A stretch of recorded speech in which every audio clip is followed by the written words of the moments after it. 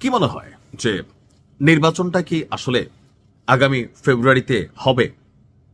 বাংলাদেশের অনেক রাজনৈতিক বিশ্লেষক বা রাজনৈতিক দলগুলো মনে মনে একটু সন্দেহ যে আগামী ফেব্রুয়ারিতে যেই জাতীয় নির্বাচন হওয়ার কথা, এই নির্বাচনটা কি আদৌ ফেব্রুয়ারিতে হবে?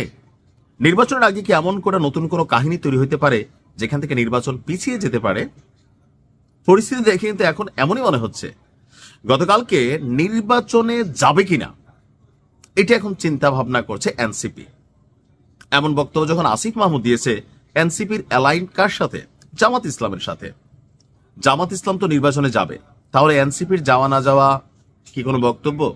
কেউ কেউ বলছেন এই এনসিপি তো বরাবরই জামাতের বি টিম, সেই প্রথম থেকে জুলাই আন্দোলনের মাস্টার মাইন্ড।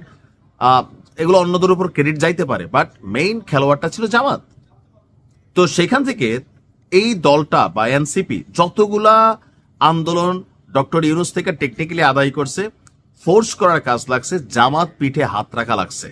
সেই জন্য জামাতের একজন আমির বলছিল, বাপের থেকে বড় হইয়া না জন্ম হইয়াই, কারণ তোমরা তো জন্ম দিছি আমি, মানে জামাত জন্ম দিছে, এটা তো বাস্তবতা। এখন এনসিপি যখন এই ধরনের বক্তব্য দেয়, অনেকের মনে প্রশ্ন হয় যে নির্বাচন নিয়ে কি আবারও কোনো পরিকল্পনা প্ল্যান আছে পেছনে, নাকি এনসিপি স্বতন্ত্রভাবেই এমন বক্তব্য দিচ্ছে মাঠটাকে একটু গরম করার জন্য? কারণ এরা মাঝে মাঝে বলে, এই আসিফ যখন সরকারে ছিল বলছিল সেনাপ্রধান নাকি বলছে বুকে পাথর চাপা দিয়া ডক্টর ইউনূসকে মাইনা নিলাম, পুরো মাঠটা গরম করে ফেলছিল, খেয়াল আছে তো? এমন এমন বক্তব্য এমন এমন সময় দেয়। এখন তারই বক্তব্যে জনগণের মধ্যে একটা প্রতিক্রিয়া হচ্ছে, বা যে ভয়টা ছিল সেটা সামনে চলে আসছে, যে এরা তো সরকারের সাথে কানেক্টেড। এরা সরকার থেকে নামছে মানে সরকারের সাথে কানেক্টেড তা না, এরা সরকারের সাথেই কানেক্টেড। তার মানে কি কোনো প্ল্যান চলতেছে? আসুন দেখি কেন হঠাৎ করে সেই কথা বলল। তার বক্তব্য হচ্ছে বিএনপির প্রতি পক্ষপাত করছে নির্বাচন কমিশন। এখন কি পক্ষপাত করছে? তার বক্তব্য যে এই নির্বাচনে আমরা অংশ নেব কিনা এখন সেটি বিবেচনা করার সময় এসে গেছে। নির্বাচন কমিশনের বিরুদ্ধে পক্ষপাতের অভিযোগ এনে আসিফের বক্তব্য, একটি সুষ্ঠু নির্বাচন করার জন্য রাজনৈতিক দল বা জনগণের যে কনফিডেন্স অর্জনের কথা ছিল নির্বাচন কমিশনের, তা হারিয়েছে তারা। যদি এভাবে নির্বাচনের কার্যক্রম সামনের দিকে যেতে থাকে তো নির্বাচনের আসি তো ভাই মাসখানেক আর। তাহলে তার বক্তব্য, তাহলে আমরা শঙ্কা প্রকাশ করছি যে বাংলাদেশে একটি সুষ্ঠু নির্বাচন বাস্তবায়ন করতে পারবে না বর্তমান ইলেকশন কমিশন। দ্বৈত নাগরিকত্ব, ঋণ খেলাপি বা ঋণ খেলাপির গ্যারান্টারদের অনেককে ছাড় দেওয়া হচ্ছে বলেও তিনি খবর পেয়েছেন। ইসির বিরুদ্ধে তার আরো অভিযোগ হচ্ছে যে আজ নির্বাচন কমিশনে আপিল শুনানি শেষে একটি দলের সঙ্গে 1.5 ঘন্টা বৈঠক করে তারপর রায় ঘোষণা করেছে নির্বাচন কমিশন, অর্থাৎ বিএনপির সাথে বৈঠক করে এই রায় ঘোষণা করেছে ইসি, এমনটাই তার অভিযোগ, যা গণতন্ত্র এবং নির্বাচনের অশনির সংকেত। তো কি করবে? তার বক্তব্য যদি এমনই হয়, এই নির্বাচন কমিশনকে ঢেলে সাজাইতে হইতে পারে, সময় নিয়ে পেছনে নিয়ে নির্বাচন পরবর্তী সময় হইতে পারে, বাট এরকম অগোছালো অথবা পক্ষপাত দুষ্ট একটা নির্বাচন তারা চায় না।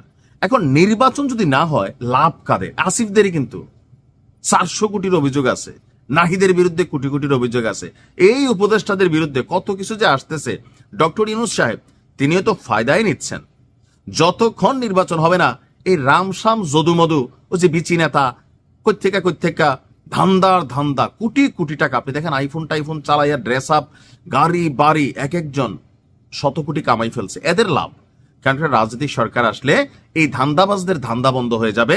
আর এনসিপিতে যারা রাজনীতি করেন তারা সরকারের উপর যে চাপ তৈরি করতে পারেন অথবা প্রশাসনে তারা যে মূল্যায়নটা পান, একটা রাজনৈতিক সরকার ক্ষমতায় আসলে তাদের বন্ধ হয়ে যাবে।